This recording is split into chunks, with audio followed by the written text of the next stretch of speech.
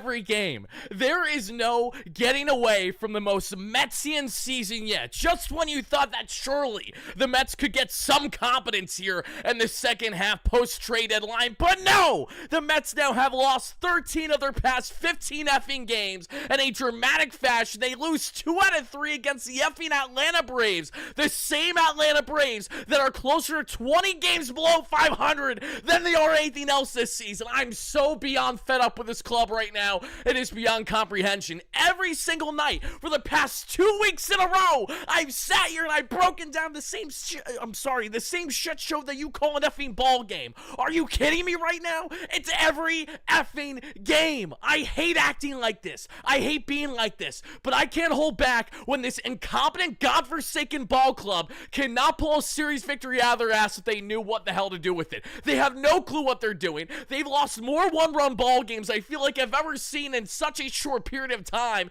The Mets have blown 4-run leads that we saw team franchise history for 3 consecutive ball games as of yesterday, and today when they had the lead yet again, it did not matter because Ryan effing Helsley, the man that you gave up Jesus Baez for in a trade that I initially loved at the time when it happened, has now had 3 straight absolute dog shit outings. Pardon my French, everybody, for our latest Mets post-game show presented by our amazing sponsors at Moomoo, the official trading platform of the New York Mets, and SeatGeek. Utilize our promo code for Woody10 off your next 10% off your next ticket purchase. I'm rambling right now. I have so much to say. I'm so pissed off. We're at the point now where when Wardy gets this hot-headed, when I get this mad, not only are we going to break down the ball game here just a couple minutes, but I have so much steam that I need to let off like each and every one of you. Ryan Helsley was supposed to be the true setup man to Edwin Diaz, and Buddy is batting practice. He can't locate his slider to save his life, and is forcing listen, I love fastballs touching 104, but I can give a rat's ass if you're serving up batting practice the way that he has done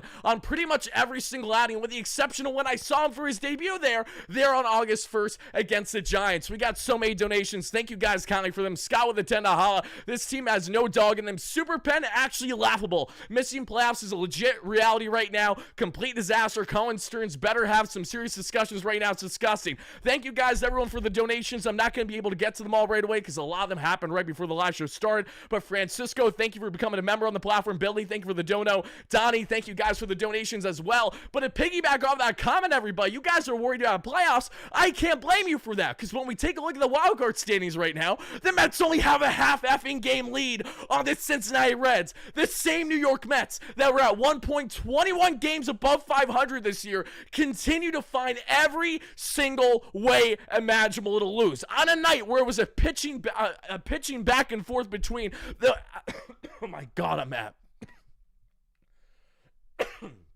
I need a second, guys. I apologize. I'm so high-headed right now. When you had Bryce Elder go 7 strong effing innings against this Mets team, because of course he did. Because if you're a competent southpaw, however, half the time you're looking like Randy Johnson out there against this Mets lineup. So you get that going, as well as Kodai Senga finally gives you some competence we call length in the rotation today. And even when Kodai gives you length in the rotation, it does not matter because there is not enough offense. Ryan Helsley can get his head out of his own ass. Edwin Diaz is fine, but it doesn't matter. The job was already done. The damage was done. The Atlanta Braves, for 8th consecutive season, just won the season series on the Mets. Oh my god, this is so fitting. This is what I get for talking all the smack on the Braves all season long. The Braves could end this season over 20 games below 500, but they're going to have a winning record against the New York Mets, and they are now a factor behind the New York Mets potentially not making postseason play. I get it. There's still over a month of baseball left. I get it. There's a lot that can happen to 162, but the same way I get that, it's the same way that I want to pull my hair out on an every single night basis, because it's the same incompetent BS that we see from this Mets team. They continue to find new, more impressive, and more dramatic ways than ever to find them losing one-run ball games. We got Levin with a $2 holla. Wardy fun needed for a spa massage at season's end. I appreciate that. That would actually be electric. At least something could put a little smile on my face when I otherwise want to throw my effing mic out the room right now. I'm so pissed off, and I am seriously sorry to everybody. How we do our post-game shows, we We cover the Mets after every single game throughout the course of the 162, throughout the highs and most certainly the lows. Right now, we are bottom barrel in the lows. We are now looking like pond scum because of how low we are right now. We are at a status not all that far off from being 11 games below 500 last year, because the same way that we felt to a degree that the year was over last year, even in the early goings, is the way that a lot of fans right now really feel like that this is the demise of the ball club. It is really hard to sign up and believe that this Mets team is going to get anywhere this year when not only have they lost 13 of their past 15 games, but what if I told you that this isn't even the first time the Mets have had a stretch this year of losing that amount of ball games? The Mets, what did they do right before the All-Star break? Oh, I don't know, Wardy. What did they do? They lost 14 of 18 effing games. Are we just going to forget like that didn't happen? Good teams do not go on stretches this bad, this consistently. Nothing about this team insinuates to give you the belief that they're anything other than a talented ball club with a lot of flashy players, but has no clue whatsoever to put it all together. The rotation, finally you have a competent outing from Kodai Senga. It didn't matter. This is the perfect recipe for a disaster, which is the collapse of the 2025 Mets season before our very eyes. Is this completely the end of the world? No. Is there still ball games to be had? Yes. But enlighten me as to how we should feel instilled with confidence as a Mets fan when every single time for the past how many months now? They played one of the worst, looking like one of the worst teams in baseball. Let's not forget, going back to July 13th of this season, the Mets have had the third worst record in Major League Baseball. The Mets with runners in scoring position have been a bottom four club in all baseball per runner in scoring position batting average. The Mets, what we saw yesterday, a prime statistic in the fourth inning, over the past 53, 54 games, have an ERA over 6, and they give up 9 earned runs before we even got to the point of adding on to that ERA yesterday. David Pearson can't get out of his own mess. He goes 3.1 innings of absolute BS baseball. The bullpen obviously doesn't help you all that much. The offense gave you 6 runs yesterday, but it doesn't matter. You can't expect the Mets to put up competent offense every single night. They're not going to do it. This was clearly a pitcher's duel between Elder and Kodai Senga, and Bryce Elder comes out the victorious one in the end because he goes deeper, he was more quality, and oh my god, the Atlanta Braves actually had a little fire under their ass. Because if there's one thing that Braves can get up for, even with a season that's completely lost, it's to go out and beat up on the New York Mets like they do every single year. It's the same exact shit, just a different season. And that is why I just want to chuck this mic so damn far. Oh my god. Mark Vientos hasn't played in 4 consecutive games. Miss me with that BS. How does that make sense? Enlighten me, David Stearns. Why are you going to sit on your hands, not trade Vientos, potentially a part of a package, for a Luis Robert or someone along those lines? Instead, you hold on to him when he has no minor league options left, but he can't play defense. Yet you decide now, okay, we have him on the team. We're going to just do our best to hurt his trade value even more and not play him at all. I get it, Vientos does not lit the world on fire, but how does this at all make sense to not trade the guy at the deadline, yet give him even lesser playing time than before? Because clearly there aren't enough justified reasons to suggest that that's the smartest move every single time out there. I get it, Marte at DH when right is a stud against lefties. I also get that Mark Vientos is on the roster. You might as well give the guy some opportunities, especially to see if he could be an X factor for you on the offensive end. Maybe consider Mark Vientos later on in the ball game after you find yourself down there by a run. I understand that he'd be ice cold coming off the bench. I also understand that the last time Mark Vientos played, he still had a hit streak going, but he was just coming off of what was an 11-game hit streak or not something far off from there. He has at least been able to get on base at least 1 or 2 times a game, and right now I just do not understand the decision making furthermore by David Stearns, Carlos Mendoza, and this Mets team. They continue to try to find the answers, but newsflash everybody, they haven't found shit. Karen, Tudahala, Rockies over the Mets right now. That's how you know it's bad. That's how you know that we are so down bad. When we're talking about the effing Rockies being a better team than the New York Mets, Jonah with the Tudahala states the following: the Mets play scared when they fall behind. Not only do the Mets play scared when they fall behind, because that is 1000% true, but something that we have reiterated on the platform here, going back how many weeks, and the initial expectation heading into the season was as follows: how does this New York Mets team handle the adversity of a club with high expectations? And NLCS expectations, World Series aspirations with Juan Soto in his first year. And when it comes to pressure, when it comes to crunch time, this team has rolled over and died countless times. This team does not have a clutch bone in their body. If you did a freaking oh my God, if we just did an x-ray of a body to represent the New York Mets right now, you would see a bunch of flesh, a bunch of blob. You would not see a single effing bone in that body.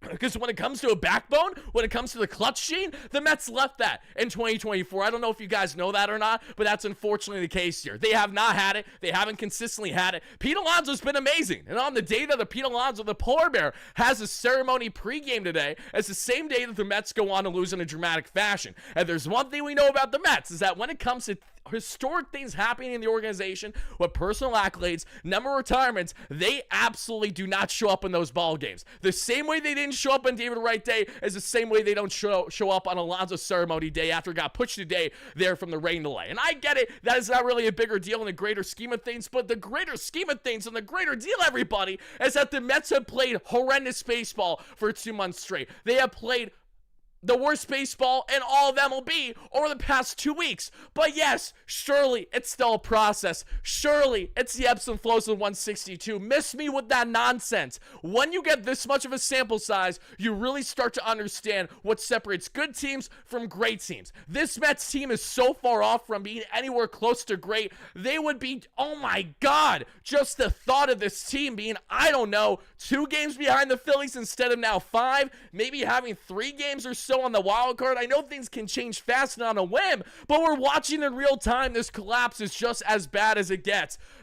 We would take every single day of the week the Mets collapsing the first half the way that they did in 2024 and dominating that we saw pretty much all summer from June on last year. The Mets had an amazing run last season, and the more that I think about it, the more I miss it. And shame on me and my dumb ass for thinking heading into this season that with Juan Soto on the club in year 1 that the Mets would be destined for greater things. Can things change? Yes. But folks, we're right around 40 games left or so this season, if not less, and there is little to be instilled when it comes to confidence breaking down this Metropolitan team. Thank you guys again for all the donations and for the remarks. I really do appreciate that. Let's see this. Rip Wardy's microphone. What happened to the microphone? I think we're okay on the microphone. DJ, thank you for the $5 holla. Really, really do appreciate it. We got it here. We got my guy Mario. Felt bad for Helsley. Him beating the Braves is poetic, but man, they always one-up him. I just want the good guy to win. I want the good guy to win too, but the problem is that Ryan Helsley, for 3 consecutive outings, has looked exactly like the kind of guy you don't trade a solid prospect in Jesus Baez for.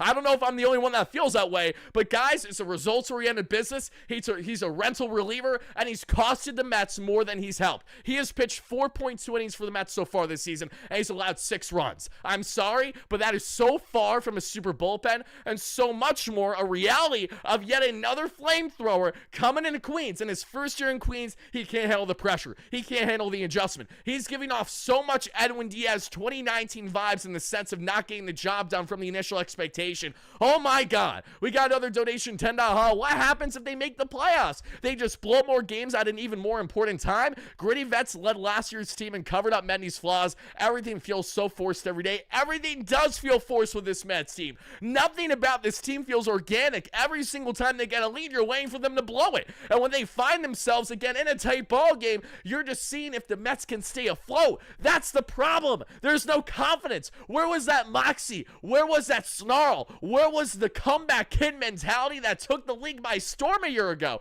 I get it, the past is the past, but oh my God, I did not realize just how much the past would truly be the past, because it's so far from the current reality of the 2025 Metropolitans. They are not even remotely close to the same club. Broken Jester, great member and follower as always. He chimes in to every single game, and he's attending every single Mets game, and he says the following: I'm driving straight through the night to Florida, and I'm going to do it with more heart and energy than the Mets down one late in the game. Shame. And mind you, Broken Jester goes to like every single game. He's right in the left field corner. He's holding the big sign that says with the dart there, come hit me, that kind of thing. Hit a home run here. Buddy's like, I'm so fed up with this team, I'm taking my ass to Florida. I can't take it anymore. And I don't blame you, Broken Jester, at all. We need that little shame meme going of when the girl goes, shame.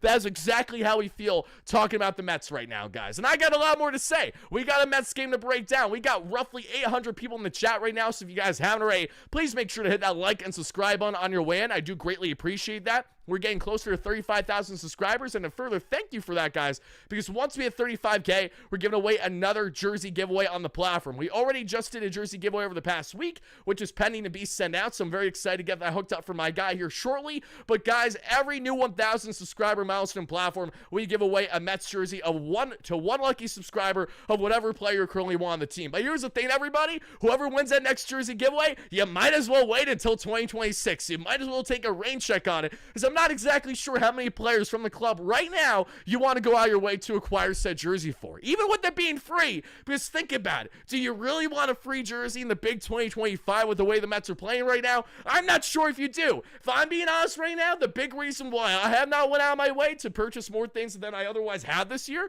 when it comes to merch is because I'm waiting to get sold on this team. I absolutely love to associate merchandise with how the vibes are of the current club each and every single season. The vibes are not there. The vibes are nowhere on the consistency front, and the vibes are at a point right now where I'd much rather do exactly that. Take a rain check the same way that maybe you giveaway winners are going to do when we do that next jersey giveaway. Again, guys, thank you kindly for hitting that like and subscribe button on your way in. I really do appreciate that, folks. And as we get into this, I want to shout out our amazing sponsors for making tonight's show happen, just like every night here on the platform. That's thanks to our great friends at Moomoo, the official trading platform of the New York Mets, as well as SeatGeek that has you covered for all of your ticketing needs. And the same way that I've been telling you guys over the past couple days is the same way I'll say it again, guys. SeatGeek, which is so easy to navigate in their app there, you can utilize their grading scale system 1 to 10 red to green, meaning if you purchase a ticket that's more in the red range, 1 through 4, at a good bang for your buck, and you should get a different ticket there elsewhere in the SeatGeek app. If you get one more in the 7 through 10 range, more in the green, it's a great bang for your buck, and you should go ahead and land that with our great friends at SeatGeek. But as I've told you guys, and I'll say it again, do not waste your hard-earned dollars on this sorry ball club right now. You're setting yourself up for failure. Do yourself a favor and look at SeatGeek with over 70,000 active events to choose from. They're the #1 rated ticketing app in the game today for a reason. So you don't necessarily need Mets tickets. Maybe you want NFL tickets with the season right around the corner. Jets Steelers Week 1 MetLife. I'm going to try to be there. I hope to see many of you football fans there as well. I'm a Steelers fan. Don't hate me. I know I'm rooting for Rodgers over Fields. It feels kind of sacrilegious, but that's a discussion for another day. Whether you need concert tickets, NFL tickets, concert show, comedy show, you name it, SeatGeek has you covered. What are you waiting for, guys? Make sure you utilize the promo code WARDY10, link down below the description. That way you get 10% off your next ticket purchase. And thank you guys kindly for hearing from our great friends there at SeatGeek. Let's go up here in the chat once more, answer a couple more comments, and then let's break down this sorry-ass shit show you call ball game. And I also apologize, guys. I really do not throw out the profanity all that much. I'm so much more polished than what I was a couple years ago. I'm a schmuck that rants about the Mets fairly often. That is true, but I've really been trying to do a better job on that front. But they have brought the absolute worst out of me, the same way that I feel like that they brought out the worst out of many of you Mets fans watching live on our replay right now. So to all of our members watching live right now, guys, thank you guys so much for shouting in. To all of our new reoccurring members and subscribers, thank you so much for being here. I really do appreciate that some of you guys are spending some of your late night, day, evening with your guy Wardy when you very well could be hating the hay. But no, you got to let off steam. You got to tell me how you feel, because this team right now is going nowhere. We got another donation from my guy Casey. He says the following: this is a real indictment of the core of this team. They lost, let's see, auxiliary players from last year, and the entire vibe and confidence went with them. Maybe Friday we do a Syracuse Mets postgame instead. That's actually electric. Now, speaking of Syracuse, Noah McClain is towing the rubber for the Mets this Saturday against the Mariners, but I can't even say in confidence that, I'm looking forward to that outside, just excited to see what McClain can do, because the Mariners have been rolling. The Mets are going to be playing one of the best teams in baseball after they just lost a series to one of the worst teams in all the National League this year. I get it. It's still the Braves. I get it. They still have their core. I also get it that their batting practice of a rotation has been exposed all year long, but step right up and meet the effing Mets, baby, and have Bryce Elder go 7 strong innings of 2-run baseball against this team. I'm disgusted. I'm so fed up with this ball club, and it's bad when I get to this point, guys, because I'm that same optimistic fan that will go through hell and back to tell you why you got to go to bat for David Stearns, why you got to go to bat for Mendy, why you guys should not be be buying into the nonsense too early. Well, guys, it's not too early anymore. It's August 14th, right? We got a month or so left of the baseball season, and this team is closer to being on their way out of a playoff spot than they are anywhere close to winning the division. Can things change? Yes. Is it the end of the world right now? No. But are we getting close? Does it feel like we continue to hit a further lower bar that we call rock bottom? Absolutely, positively, 1,000 effing percent yes. KC, thank you for the donation. I appreciate that a lot. We got more donos here. I'm trying to rapid fire answer them because I got to break down this ball game as much as I'm not looking forward to it. 5 with a 5, Mendy and the hitting coaches need to be held accountable. I'm usually not negative, but we are missing the playoffs. All around look bad. Oh, 100%. It's a terrible look.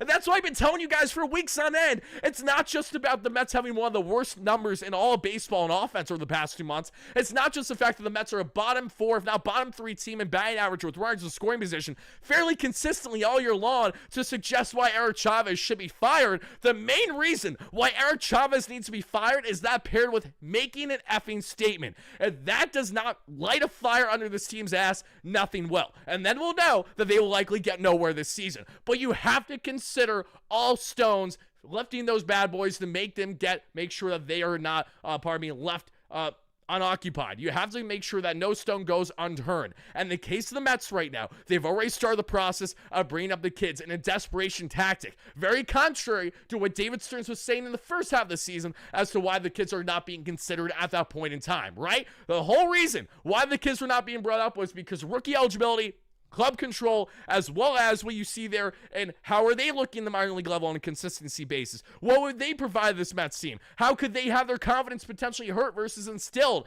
And on top of it all, not wanting to bring up a kid because out of team need and desperation. Well, folks, the Mets rotation, with the exception of Kodai Senga today, has been nothing short of absolutely horrendous for the past 2 months now. So I think we've seen far enough a large sample size to suggest that, yeah, you do at times need to consider kids and more of a desperation move. Maybe, just maybe, you could avoid that shit if you consider calling up McClain or Sproat a month and a half ago when it made sense then, the same way it makes sense now. Now Brandon Sproat just got rocked in his latest start for AAA Syracuse, so that probably set him back from getting the call, which I don't love to see. I also don't love to see the fact that we are yet breaking down another Mets game and now 64-57 on the season, where when we take a look at the Mets, they had nothing going with runners in scoring position. A night after the Mets batted around 500 or so in that regard, they find themselves going 1 for 2 today. I get that they were 500, but they had no opportunities. It doesn't matter when it comes to hitting with runners in scoring position if you're never even putting yourself in that position to begin with.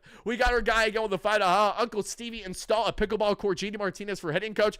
I would have loved JD Martinez for a hitting coach. That man did more for this club when it came to off the field than on the field last year. And we can all agree. I know how much JD is a hitting savant. I would love him with this Mets team. That goes without saying, everybody. Jonah with the fight.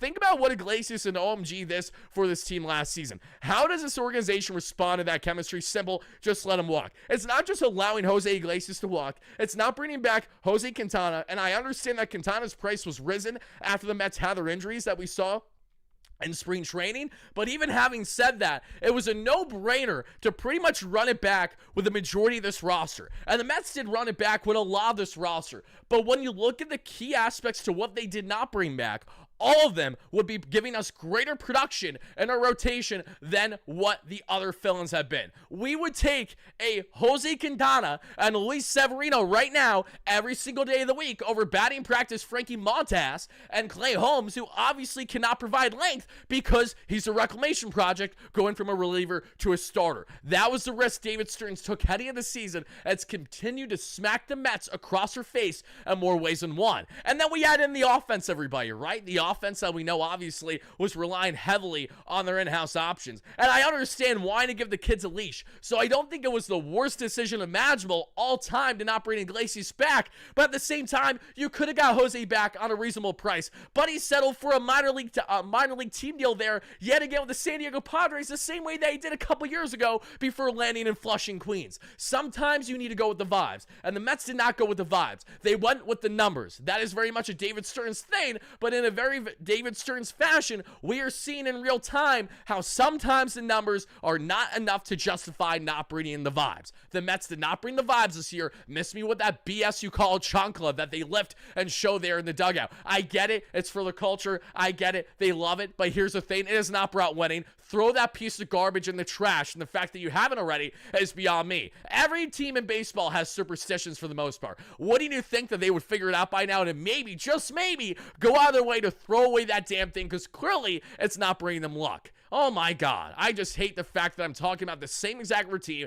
the same exact results every single night with this Mets team. What the F is going on? What's going on right now, Budkin, is that the Mets have lost 13 of their past 15 games. The Mets just dropped a series to the sorry Atlanta Braves, who are 53-68 this year. The Mets went on a losing 14 of 18 game stretch in the first half of the season.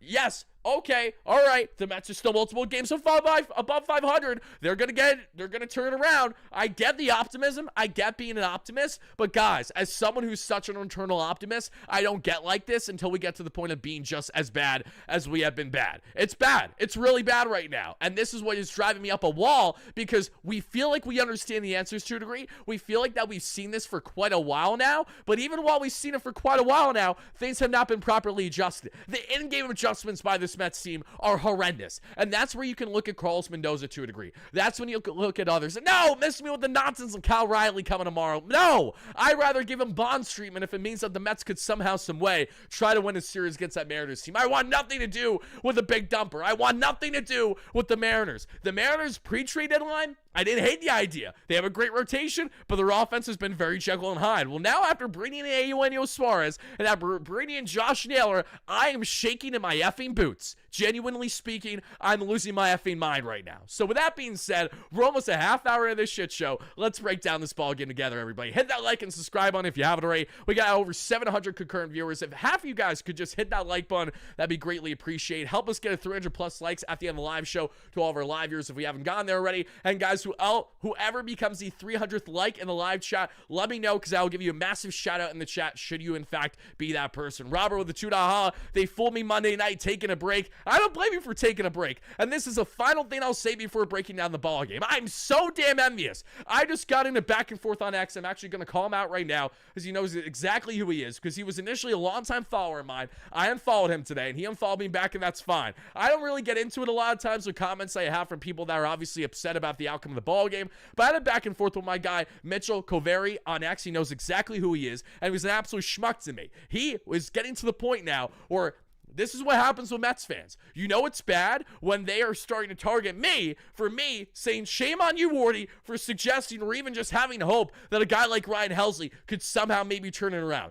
All I did earlier was post on X how Ryan Helsley is making me miss Jesus Baez more by the second. Really hope he can get in a groove sooner than later, because he costed the Mets yet again. But apparently that's a crazy comment in 2025. So you know it's bad when you even have longtime followers losing their shit to the point that they're so fed up with the club. If you say anything that isn't the fact that the season is over, if you do not say those three words, if you are not Frank the effing Tank, and I know he's so validated right now, another year where Frank gets exactly what he wants when it comes to viewership, is if Frank the Tank doesn't get bad baseball, Frank isn't happy. Frank doesn't get content, and Frank doesn't make money. But that's a different discussion tangent for another day. The point I'm trying to make here, everybody, is that we are now turning on each other. It is getting that bad. And that is how you know we are down in the dumps. And we have officially hit rock bottom.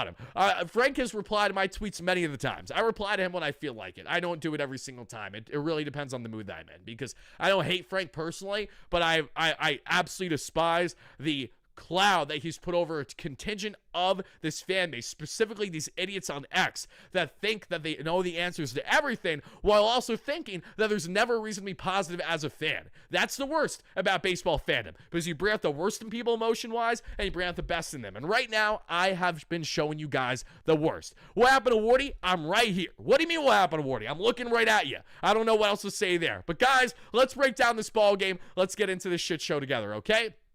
Of course, Carlos Carrasco was DFA'd today. That's after actually not being the losing pitcher, because even though he gave up 6 earned runs in 2 innings, David Pearson said, I'm going to go ahead and do the same over 3.1. Because why? Because of course he did. That's why. As we see here in the beginning of the ballgame, everybody, Kodai Senga gives up there a 2-out single to Drake Baldwin, who's having a great rookie year there for the Atlanta Braves, and that does it there for the inning. In the bottom of the first, we would see Juan Soto rip a 1-out single. Soto's having a lot more early production clutch in the ball games, but the problem that I'm personally having with Soto is that Buddy's hitting early in the ball games, but he's nowhere to be seen late in the ball games when we need him to with runners in scoring position. WardyNYM there with the single, but then the polar bear grounds into an inning double play, and that does it there for the first. Karen with the $5. Thank you, Karen. It doesn't matter the team we play, the pitch we face, with the stadium we're at, this team is broken. Truer words have not been said before until now. Take a shot of whiskey, Wardy. Maybe after the show, JTB. I got a show to run. I already ranted. I got to do segment for Bleacher Report out after this too that I'm just so pissed off about because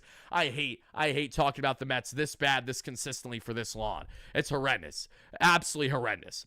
As we get now to the second inning, Michael Harris II, who torched the Mets yesterday with a grand slam, who killed the Mets towards the end of this ballgame as well, led things off there that we saw with a single. He then stole his 14th bag of the season, but then it's a 1-2-3 for Kodai after the fact as he gets back-to-back Ks there on Alzi and Brujan, and then Nacho Alvarez Jr. flies out to end the inning. And the second, the Mets go down in order 1-2-3. And the third, what do we see? Matt Olson with a 2-out single, but that's all she wrote. Kodai Senga's in a nice early groove that we're seeing here, at least in the first couple innings. Brett Beatty leads off the bottom of the third inning with a leadoff walk. Then Terens, of course, grounds into a double play. No one on the bases for Francisco Lindor. So what does Lindor do? Lindor blasts his 22nd home run of the year, everybody. That makes an early 1-0 Mets lead, but sadly, it will not stay for too long. We would see just a half inning later, the Atlanta Braves taking a page out of the Mets playbook this year, and that is the fact that when the Mets go on and actually win ball games the way that they did today, when they do, they always retaliate by responding from a deficit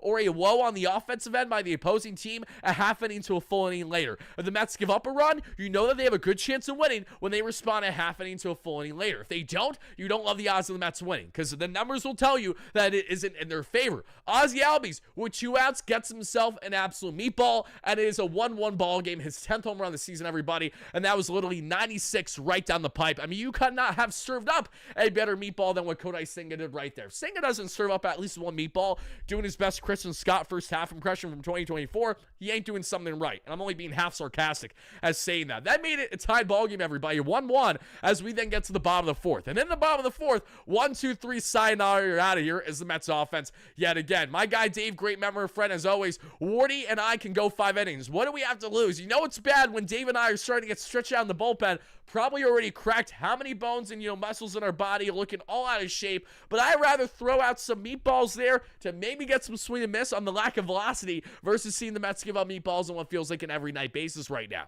In the 5th inning, the Braves go down in order. In the bottom of the 5th, the Mets go down in order. In the 6th inning, we see Michael Harris there with a 2-out single. Then we see, who is it? Ozzie Albies. That's who. Albies hits Tyler Rogers, the submariner, and I love Rogers, I really do, but Rogers and Helsley have not been the guys that we have need them to be consistently for this big bolster bullpen. A bullpen that was deemed arguably the best in baseball with the exception of the Yankees and the Padres post-trade deadline has had little to show to this point, and man, does that piss me off to say. Albies with an RBI single makes it 2-1 Atlanta, and then that does it there for the inning. And the bottom of 6, we see Francisco Lindor with a 1-out single. Then he steals his 19th bag of the year, everybody. With that 19th stolen bag now, the Mets have 36 consecutive stolen bases, and that is now a team franchise record. So, if there's any positive takeaway from this ballgame, everybody, it's the fact that the Mets now have, again, 36 consecutive stolen bases. And I apologize, that actually started there once Soto stole his bag later on in the ballgame, but the point still stands. And also, guys, just to enlighten you on how frustrating this has been, be on the lookout for what I'm going to relay after I break down this ballgame. When I tell you how many close games the Mets have lost over the past 2 weeks, let alone 3 weeks, when I tell you the Mets have been in it in basically every single game, that is 1,000% a fact, and that is all the more reason why we are so frustrated with the lack of clutch gene this club has right now. And yeah, I know Tidwell's made serious adjustments in the Giants farm there since being sent down there and being traded by the Mets. Jose Budo, Drew Gilbert, and what we saw there in Blade Tidwell all have been solid thus far. I mean, Gilbert only has 1 hit, I think, for San Fran at this point since being called up, but I digress. As we continue on from there, everybody, Juan Soto with a walk. WardyNYM then with a sac fly ties the ball game 2-2. So the Mets aren't out of it yet. They're not out of the woods yet because Juan Soto in the big 2025 somehow, some way is one of the most proficient base runners in all the National League. I don't know what about Juan Soto figured out his base running this year. I think it's a collective group thing, thanks to Antoine Richardson there at first base, who does a very good job especially. But Soto stole his career high 19th bag of the year. That is what gave the Mets now their current franchise record for 36 consecutive stolen bags without being thrown out. And then the polar bear does exactly what the Alonso polar bear has done all what feels like the past week, and that is rake. Alonso with a massive clutch RBI single to give the Mets the 3-2 lead in this ball game. Surely the Mets can keep themselves afloat up by 1. Cue the F in sarcasm if you haven't figured it out already. In the 7th inning, then we see, guys, a squirrel sitting there. Love to see that. Not complaining about that. In the bottom of the 7th, the Mets go down in order because, of course, they do. Then we see everybody in the 8th inning. Here's Marcell Ozuna. What a walk. Then we see Michael Harris II rip his 20th double of the year, and that makes it a tied 3-3 ball game. This was after Eli White came in there to pinch run for Marcell Ozuna so they can have some speed on the bags. It's a tie ball game, and then here's Ozzy Albies. Ozzy, who initially gave the Braves a 2-1 lead earlier in this ball game, eats up Ryan Helsley for breakfast. And the worst part about this, everybody, is that the pitch that Ryan Helsley threw that led to the double wasn't at all a bad pitch. He just has not had the results. It was literally a fastball below the effing knees, down out of the zone, 99 miles per hour, that Ozzy just went out and got for a double. That makes it a 4-3 Atlanta Braves lead, and that makes it ultimately an Atlanta Braves victory. The Mets roll over and die in the 8th inning. We get to the 9th inning, and yes, you guessed it, they roll over and die again. Alonso, McNeil, Cedric Mullins, and that does it for the ballgame, everybody. The Mets have now officially dropped 13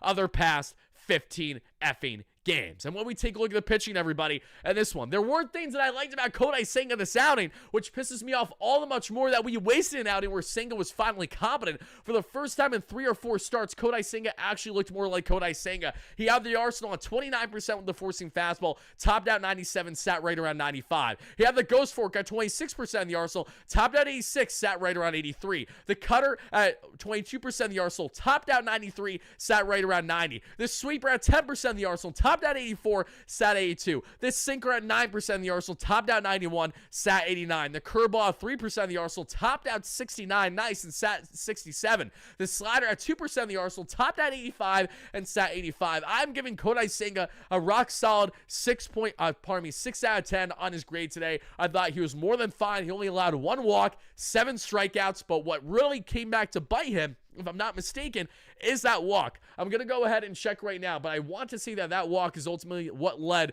to a run score there. I could be wrong, so I'm going to double check right now and the numbers. I just got to see what happened here in the 6th inning, because we saw Kodai give up the leadoff walk to Matt Olson, and then Michael Harris with a single, and then it was after Senga exited the ball game that the run came in to score, but the point stands. The Mets hadn't walked a single batter until the 6th inning. The one effing walk that they do in that inning leads to a key run for the Atlanta Braves. Color me shocked. Tyler Rogers with a 1.1 shutty. Love me some Tyler Rogers. I get it that he allowed the contact when he first came in, but again, that's going to happen sometimes. I love me some Rogers. Ryan Helsley, on the other hand, a flamethrower. A guy that I was so ecstatic to see in this bullpen when the Mets first got here. But here's the thing. Helsley has the stuff, but he has not made the adjustments here with the Mets yet. And it sucks because especially when I look back at that Ozzy Albies circumstance, I have to give credit where credit's due there. That wasn't at all a bad pitch. It really wasn't. It was 99 down below the knees out of the zone. That's just good hitting by Ozzy, and we got absolutely screwed there.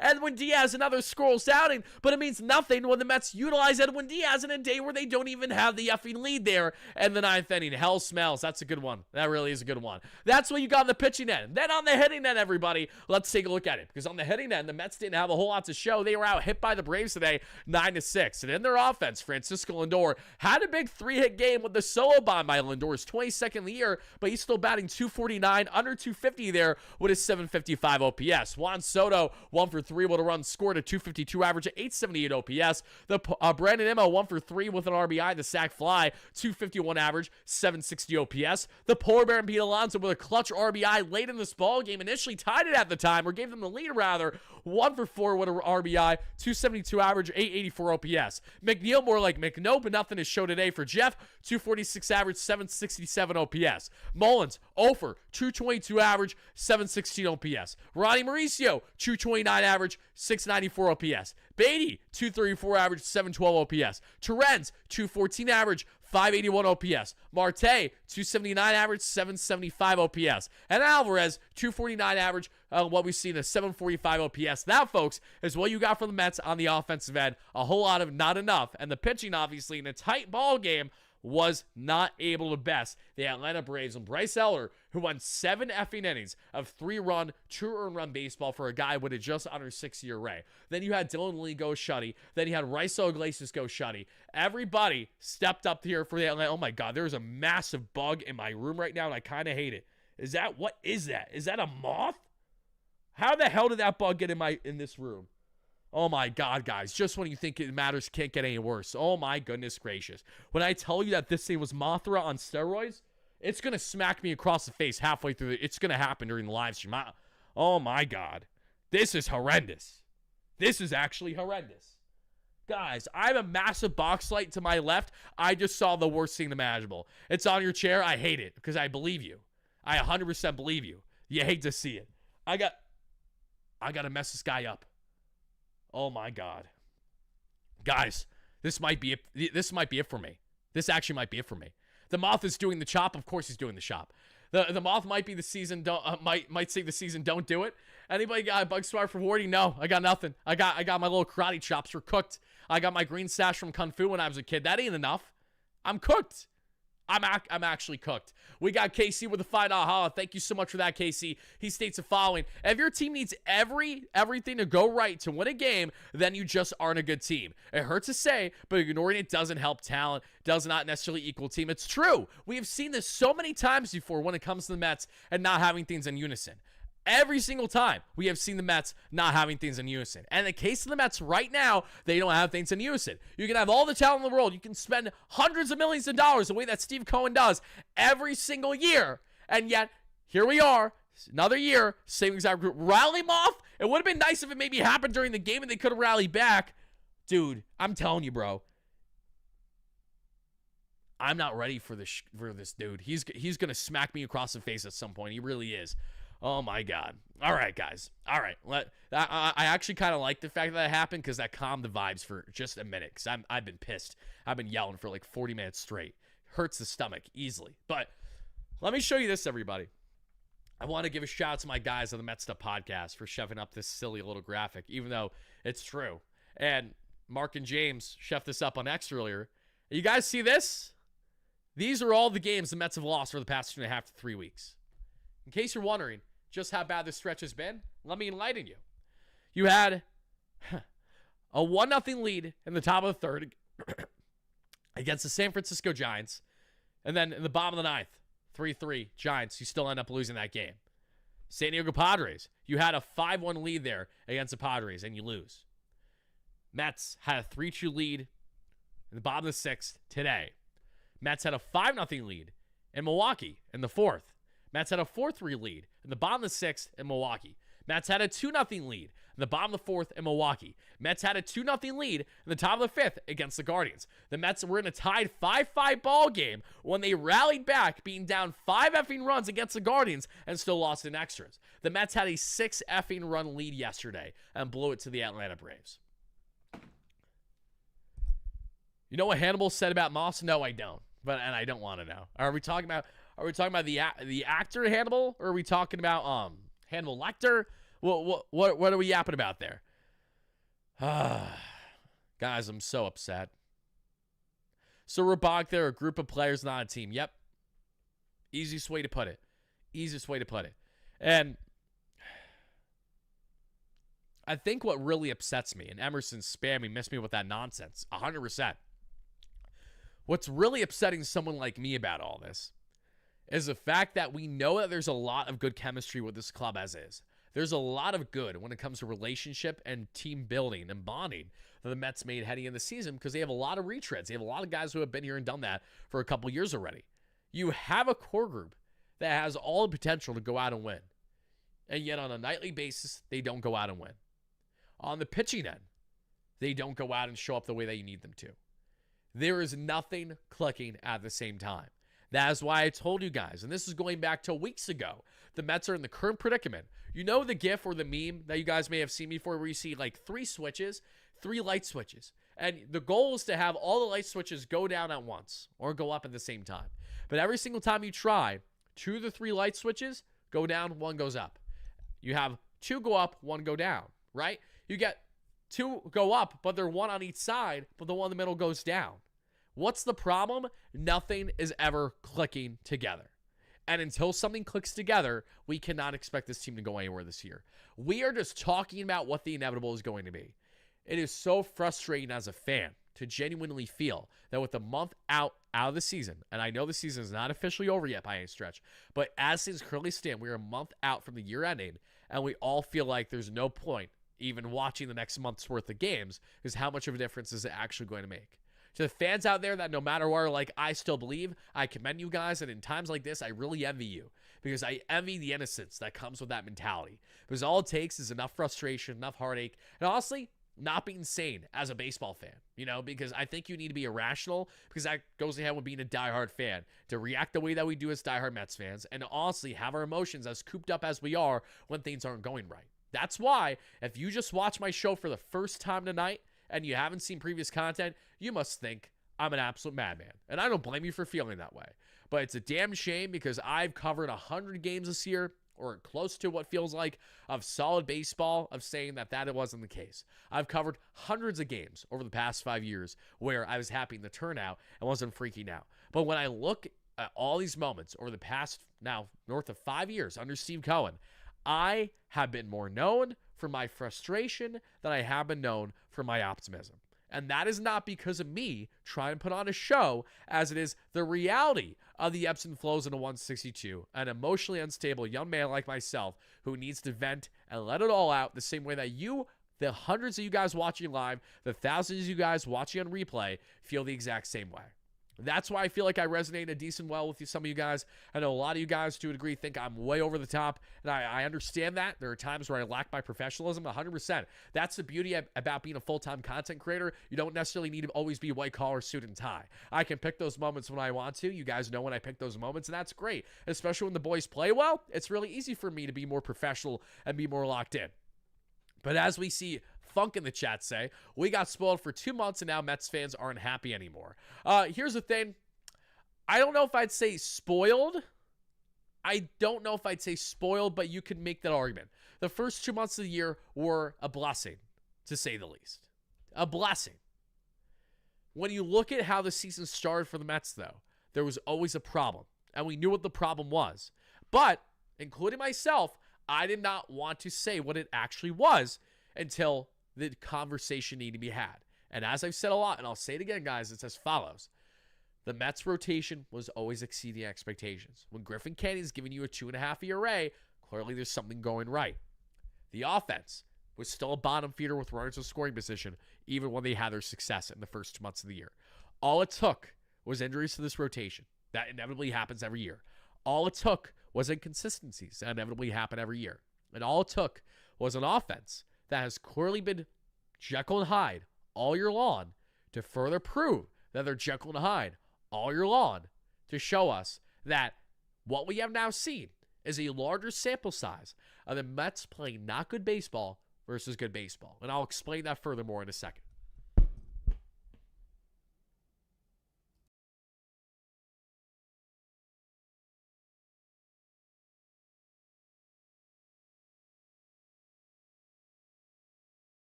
Sorry, guys, I had to blow my nose out for a second. Now, I've said this over this past week, and I'll say it again. You might be wondering, how have the Mets played more bad baseball than good baseball this year when they currently have a record of 64-57? The simple answer to that is, you can win baseball games while not playing good baseball. I think that the best and most prime example of that is a lot of New York Yankees baseball over the past 5 years. And Yankees fans can attest to that. They'll have winning records every single year, but they've won a lot of sloppy games where fundamental baseballs are nowhere to be seen. And the reason why I use the Yankees as an example is because I think it's really important to emphasize the New York market, the New York expectation, and the New York pressure that comes with being the Yankees or the Mets. I understand there are apples and oranges when it comes to organizations or history, etc. But the commonality here is that what the Mets are now building is a team that's supposed to be winning 90-plus games every single year for the most part. But in doing so, how many of those wins are actually quality? When we take a look to actually step back and break down this season to this point, there have not been nearly enough victories to suggest that they've had quality as much as maybe you initially think with their above 500 record right now.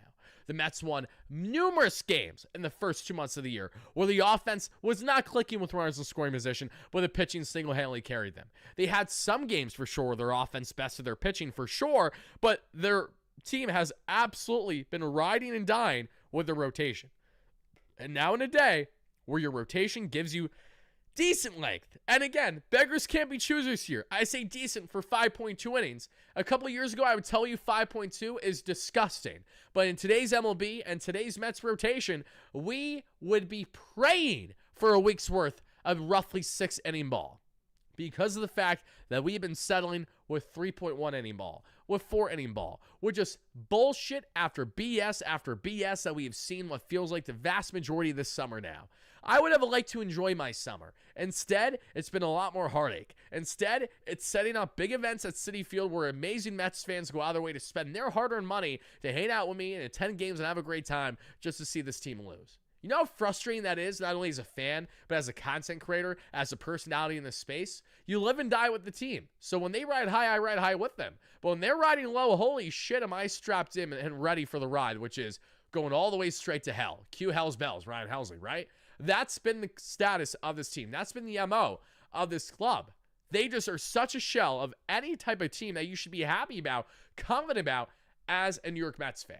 And I know, if we look back 5 years ago, when Steve Cohen first became owner, if you said to me, here in 2025, that the Mets would be having this record in August, most Mets fans at that point in time would tell you, we would love it. If I told you the roster 5 years ago to present day, what it would be, you would all love it.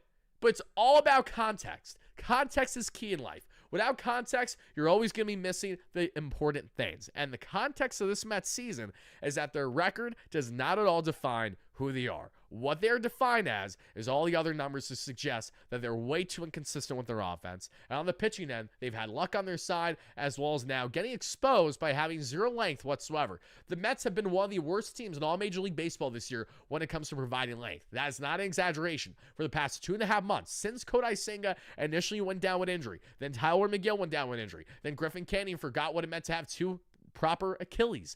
Everything else that happened on the injury front to this rotation, since that point, this team has never been the same. And the most frustrating thing about this is that we all saw that to a degree. You can't tell me you didn't.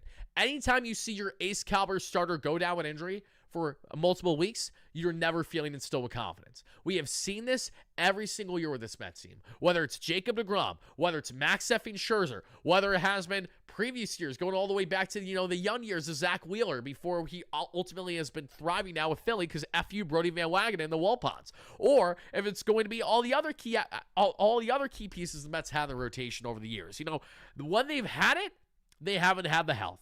And when they have had it, they haven't had the offense. When they have had the offense, they haven't had the health of their pitching. You guys get what I'm trying to say? This is not just a 2025 problem. This has pretty much been a common consensus of an issue with the Mets for as long as I've known them.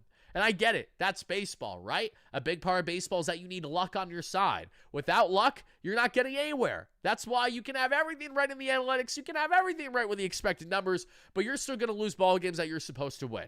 It's going to frustrate you as all hell, but it's going to happen because that is what baseball is all about. You can only predict so much. But man, would I have loved to predicted this ahead of time so that way I wouldn't have wasted my breath, my time, my commitment into this team over the past 2 months. You guys could have had the TV off for 2 months straight and you would not have missed a single effing thing. To be fair, Wardy, if you told Mets fans 5 years ago the names of the guys in the rotation, we still would have questioned it. While that's true, Nick, at the same time, though, I think the questions would have been more out of curiosity than anything else. I think it would have been more curiosity than it would have been judgment. Because think about it. Griffin Canning 5 years ago was, basically just getting started with the LA Angels, right? Sean Manaea 5 years ago was still a rock-solid starter in that A's rotation. Frankie Montas 5 years ago, you actually probably would have been chomping at the bit for because he was damn good 5 years ago along with Sean Manaea there in Oakland. When you look at Clay Holmes 5 years ago, where was Clay Holmes 5 years ago? Getting his dominance started as a quality reliever for the New York Yankees. when we look at the other aspects, Kodai Senga, you probably would have been really intrigued because Kodai Senga was dominating the MPB 5 years ago. So when you really break down the rotation one by one, again, those questions would be far more out of curiosity and potential excitement than I think it would be, oh my God, what is this rotation? It makes no sense. At least that's my opinion based on where these guys were 5 years to present day. Let's see here in the chat what you guys got from me in the live show, and then we're going to continue on from here. I'm going to be cutting things off to our replay viewers here shortly, everybody, but before I do, please do not hesitate from hitting that like and subscribe button as you guys first chime in the live show. I do greatly appreciate it. Do not hold back from telling me how you guys feel, Mets fans, and just when you think that matters, can't get any worse from this Mets team, guys. Buckle up, take a deep breath, and get ready. We play the Seattle Mariners tomorrow. So, yeah, that's where we're at right now. This is so nostalgic, Mets fans. Mets back in true form. Full circle moment here. I mean, it tends to be the case, sadly. That really has been the MO with the Mets. You're waiting for them to circle back and to go ahead and beat the Mets. And it sucks because we feel like that we've avoided this narrative. We feel like that we've been able to get out of it. And I get it. This is not, rock bottom in the sense of the greater scheme of things for multiple years. You would take this season right now for what is over many other Mets seasons. But with the expectations heading into the year, this is a problem. This is a massive problem.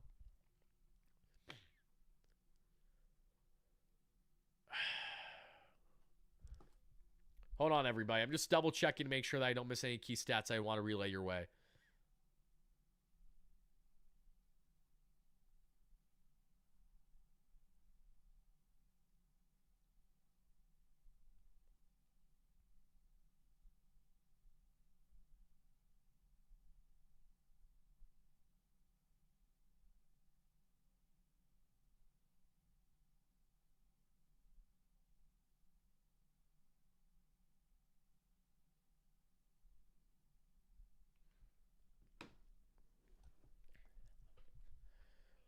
Oh my God, dude.